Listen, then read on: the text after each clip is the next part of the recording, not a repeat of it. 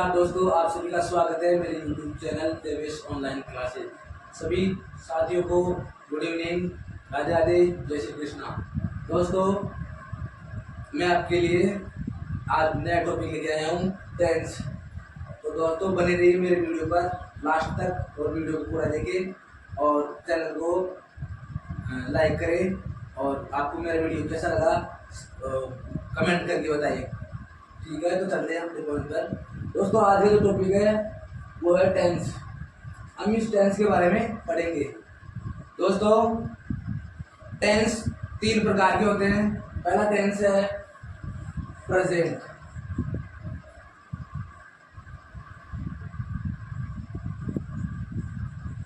पहला टेंस है प्रेजेंट, दूसरा है पास्ट और तीसरा है फ्यूचर। ये टेंस दोस्तों 3 प्रकार के होते हैं। अब ये 3 प्रकार के होते हैं, तीनों के 3 टाइप्स, चार टाइप्स अलग हो रहे हैं। जैसे प्रेजेंट के प्रकार है, जैसे प्रेजेंट का पहला है प्रेजेंट इंडेफिनिट, प्रेजेंट इंडेफिनिट,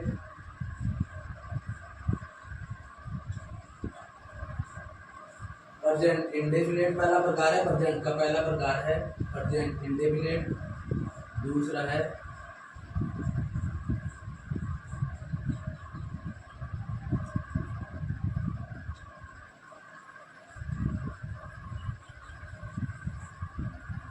और तीसरा है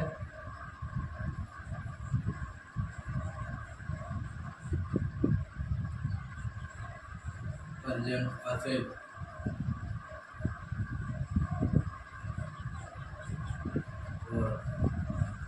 होता है प्रेजेंट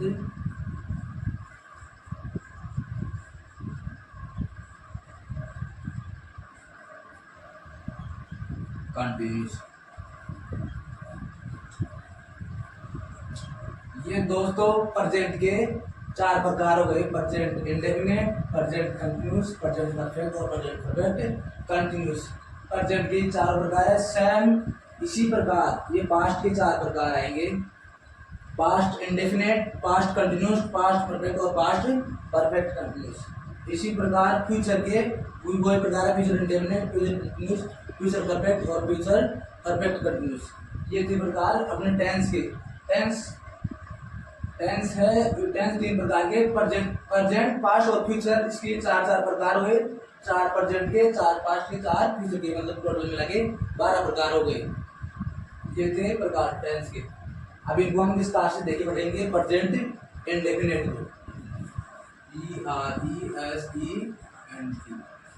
PRESENT,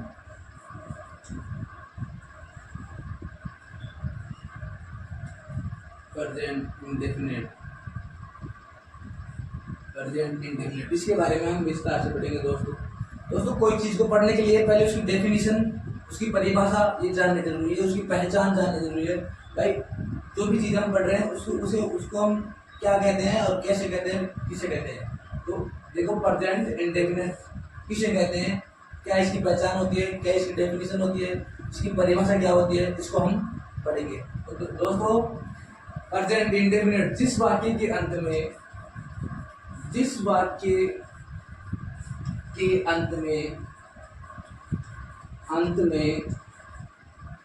ता है, ती है और ते है। दोस्तों, जिस वाक्य के अंत में ता है, ती है, ते हैं आदि शब्द आते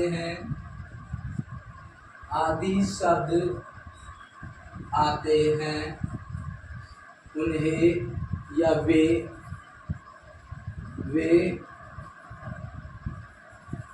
वाक्य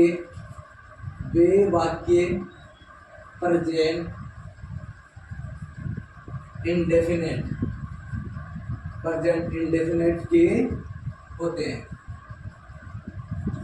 तो देखो दोस्तों, जो इसकी डेफिनेशन है वो है जिस वाक्य के अंत में जो वाक्य आ रहा है, जिसे हमको सोल्व करना है, ट्रांसलेट करना है, उसको बदलना है इंग्लिश से हिंदी और हिंदी से इंग्लिश में। तो हिंदी का जो वाक्य हमें मिल रहा है उसके लास्ट में जैसे मैं जा रहा हूँ, या वह गांव जाता है, वह खाना खाता है, तो लास्ट में इस वाक्य के अंत में ता है, ती है और ते है आदि ये शब्द जो आते हैं मूल में, उनके मूल में आदि शब्द आते हैं, वे वाक्य प्रेजेंट इंडेफिनिट टेंस के होते हैं। तो जब आइए हम इनको देखते हैं, जैसे राम गाना गाता है, राम गाना गाता है। तो दोस्तों हमारी जो डेफिनेशन है उसमें बताया कि अंत में, वाक्य के अंत में ता आ जाए, या तो ता है आ जाए, या ती है आ जाए, या ते है आ जाए। यहाँ आ रहा है दोस्तों ता है, तो ये हो गया प्रेजेंट इंडेफिनिट का वाक्य। इसी प्रकार इसकी पहचान को हम करेंगे और इसको पहचानेंगे कि ये वाक्य प्रेजेंट इंडेफिनिट का है। दोस्तों ये तो हो गई थी अपनी पहचान, हम कैसे पहचानते हैं। अब जो इसका सेकंड, जो दूसरा है पॉइंट, वो है हेल्पिंग वर्ब, जिसको हम शॉर्टकट में HV बोलते हैं। हेल्पिंग वर्ब अर्थात सहायक क्रिया जो हमारे वाक्य बनाने में या ट्रांसलेट करने में हमारी मदद करती है वो। तो दोस्तों इस टेंस में, इसमें HV के रूप में हेल्पिंग वर्ब के रूप में दोस्तों डू या डज का प्रयोग करते हैं। डू या डज का प्रयोग करते हैं हेल्पिंग वर्ब के रूप में। एक वचन के साथ में डज और बहुवचन के साथ में डू का प्रयोग करते हैं। दोस्तों इनमें कर्ता भी दो प्रकार के होते हैं, एक वचन कर्ता और बहुवचन कर्ता। एक वचन करता है ही, सी, इट, दे, नाम, ये करता है एक वचन, और बहुवचन करता है आई, वी, यू, दे। ये सब ये जो करता है ये बहुवचन करता है। आइए इसके बारे में आगे देखते हैं। दूसरा जो था वो तो गया हेल्पिंग वर्ब, और जो तीसरा है वो है इसका मेन वर्ब, इसको हम कहते हैं MV, मेन वर्ब, मुख्य क्रिया, जो कहते हैं मुख्य क्रिया। दोस्तों इसमें मुख्य क्रिया इस टेंस में वर्ब की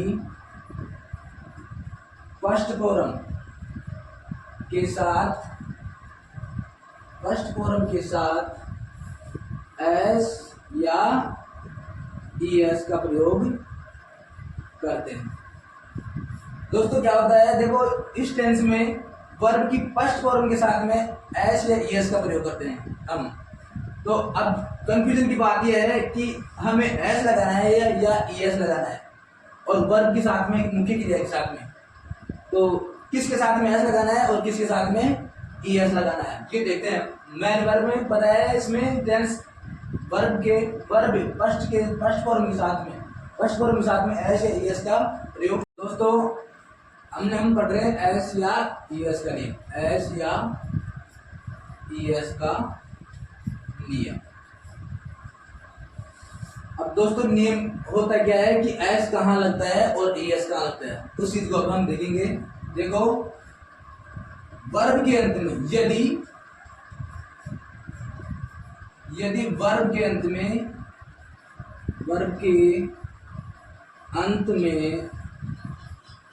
अंत में OH, CH, SH और SS आए, तो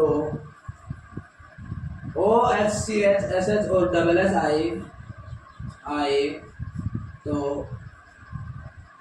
वर्ब के साथ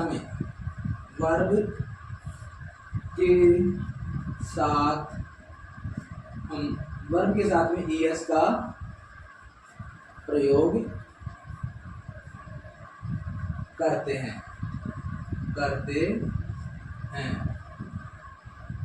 तथा शेष सभी के साथ में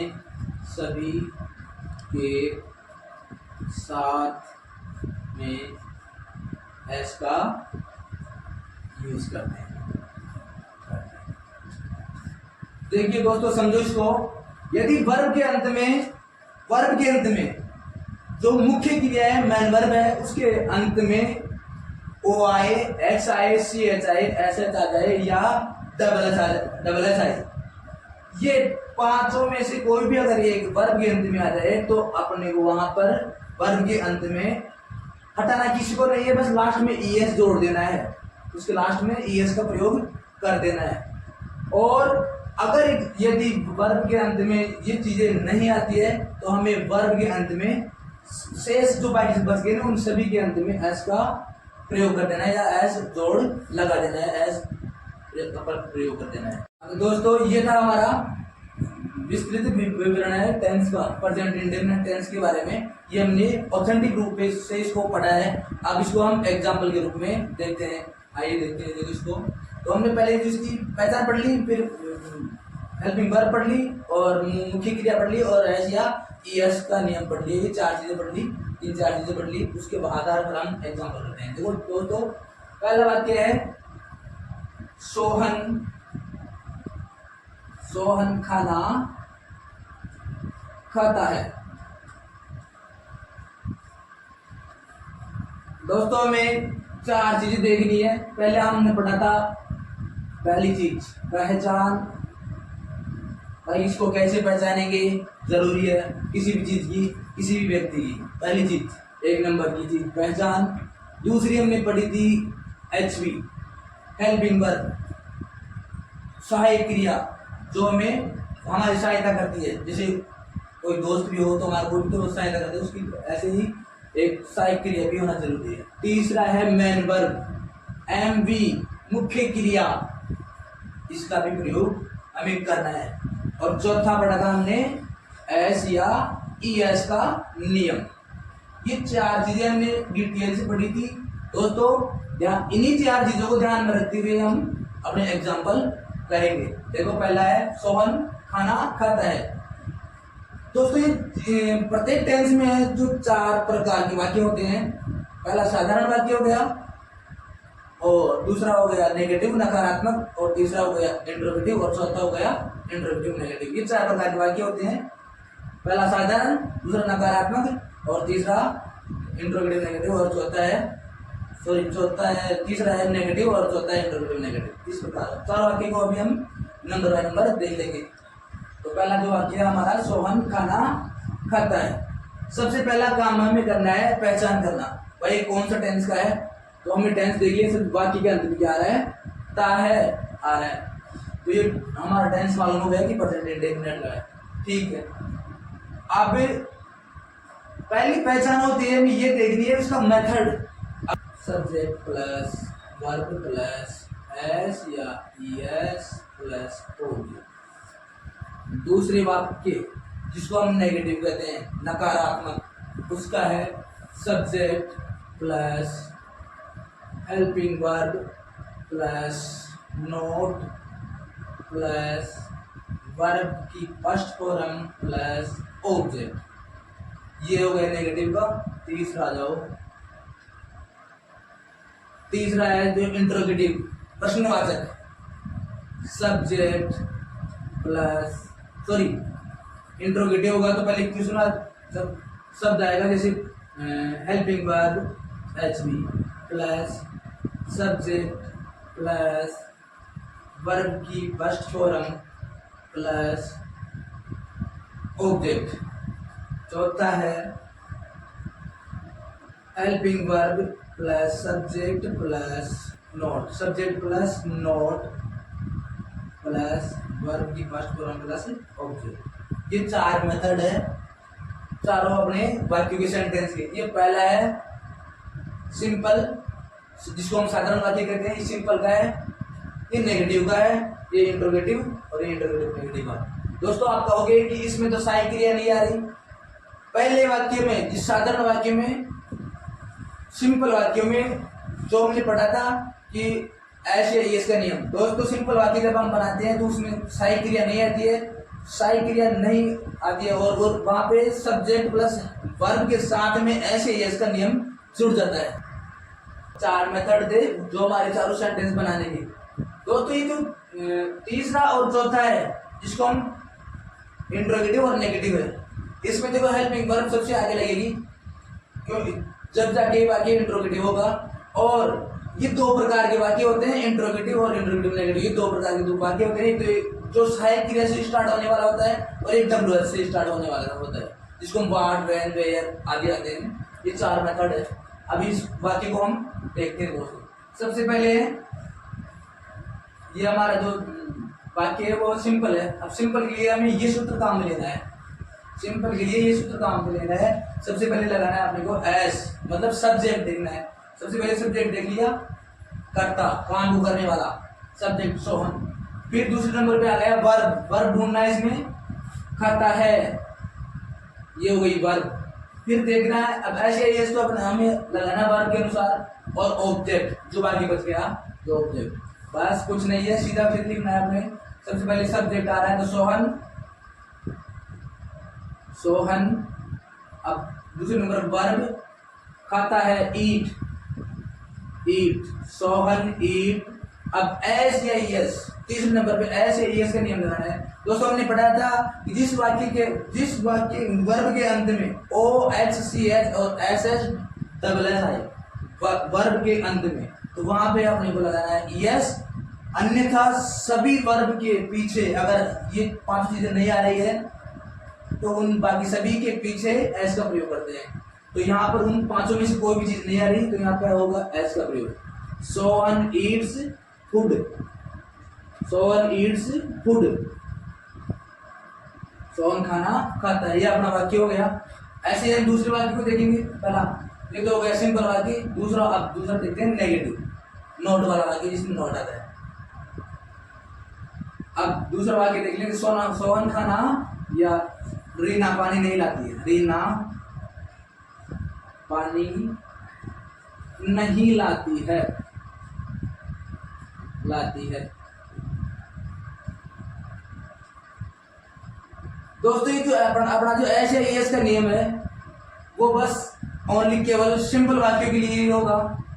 अन्यथा बाकी जो 3 वाक्य हैं, नेगेटिव, इंटरोगेटिव और इंटरोगेटिव नेगेटिव, तीनों वाक्यों के लिए हमें बस बाकी जो हेल्पिंग वर्ब का वाला है वही वाला फॉर्मूला का प्रयोग करना है। रीना पानी नहीं लाती है, सबसे पहले सब्जेक्ट रीना आ गई, ये वाला फॉर्मूला सब्जेक्ट आ गया। अब हमें हेल्पिंग वर्ब डू या डज में से लगाना है, वो लगा देंगे। दूसरे नंबर पे फिर छांटना है हमें। तीसरे नंबर पे नोट, ये आ गया नोट, और वर्ब लाती है, ये वर्ब हो गई, और ऑब्जेक्ट हो गया पानी। इसको बनाते हैं बाकी को। देखो जैसे पहले रीना, सब्जेक्ट रीना, और हेल्पिंग वर्ब डू या डज में से रीना एक वचन है, एक वचन के साथ में does, Reena does.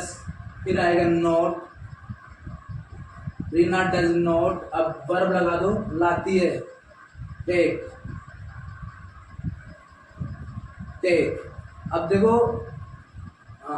Not take water, ये हो गया अपना वाक्य। इसी प्रकार हम सिंपल और नेगेटिव वाक्य को इस प्रकार करेंगे।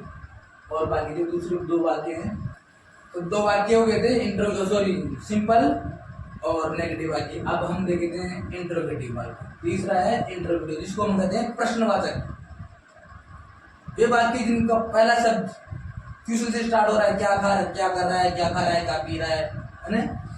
तो दोस्तों एक चीज और जिसको मैं भूल गया था, वो देखो तीसरे नंबर पे helping verb plus subject plus verb plus object, इसके लास्ट में क्वेश्चन मार्क भी आएगा, क्वेश्चन मार्क चिन्ह भी आएगा, और इसके पीछे भी क्वेश्चन मार्क चिन्ह आएगा।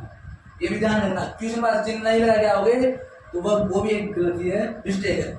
अब देखो देखते हैं सबसे पहले इसमें, क्या मोहन गांव जाता है, क्या मोहन गांव जाता है, ये क्वेश्चन मार्क। अब इसको देखते हैं दोस्तों। सबसे पहले हमें इस मेथड के हिसाब से करना है काम। हेल्पिंग वर्ब लिखनी है। सबसे पहले हेल्पिंग वर्ब है, मोहन एक वचन है तो एक वचन के साथ में डज, डज। फिर सब्जेक्ट मोहन आ गया, does Mohan, helping verb subject, और अब लगाना है अपने को वर्ब लगाना है। अब अपने को लगाना है verb.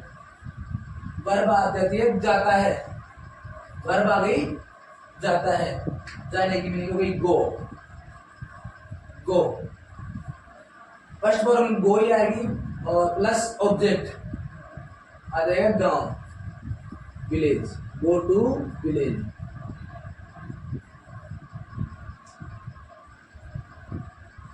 Go to village, does Mohan go to village, does Mohan go to village. ऐसे इस प्रकार हम क्वेश्चन चिन्ह को या जो प्रश्नवाचक चिन्ह वो वाक्य है उसको ऐसे बनाएंगे। चौथा है इंट्रोगेटिव आर। ये तो बन गया डज और मोहन गो टू विलेज, इसके लास्ट में क्वेश्चन मार्क चिन्ह, ये मत भूलना, क्वेश्चन मार्क चिन्ह भी लगा गया ना। चौथा है क्या वे खाना नहीं खाते, खाना नहीं खाते हैं,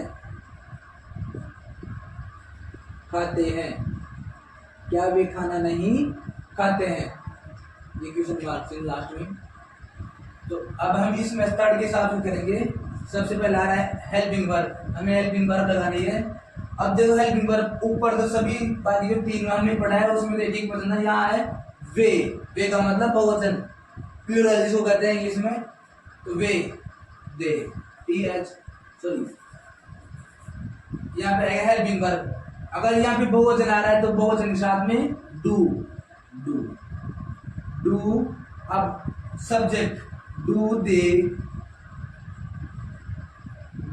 दे नॉट, वर्ब लगा दो, खाता है eat, do they not eat food, do they not eat food, क्या वे खाना नहीं खाते हैं, और लास्ट में क्वेश्चन मार्क चिन्ह।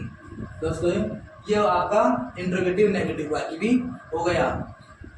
अब हमने आज देखा है प्रेजेंट इंडेफिनिट टेंस, तो एक बार फिर से अब हम देख लेते हैं।